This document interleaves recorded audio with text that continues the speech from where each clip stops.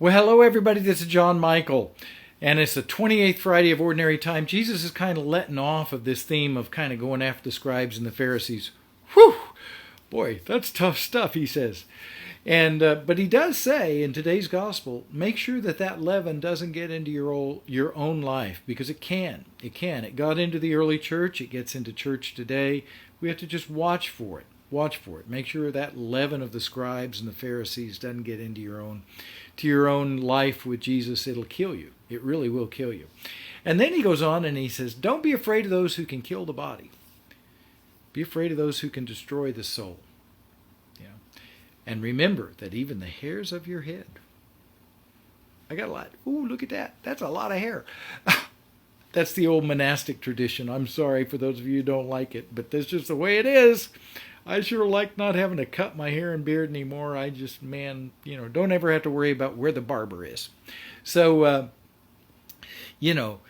even the hairs of our head are numbered. They're counted. God has complete control of our life. So sometimes we worry, well, how am I going to get through? How am I going to pay my bills? Or, what if the government begins to persecute me? What if they even kill me?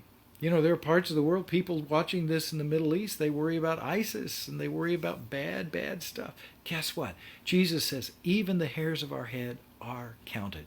God knows every triumph, every tragedy. He knows every joy. He knows every sorrow. He knows all your laughter. He knows every tear you shed. Our whole life is in His hands. And He has us in the palm of His hand. He loves us so much. So don't be afraid. If you run into religious leaders that don't get it, don't be afraid. If you run into secular leaders who don't get it, don't be afraid. Just love Jesus. Don't be afraid. He has complete control of our life and of our world. When you know that, now even in the midst of trouble, you have a deep joy that no one can take from you.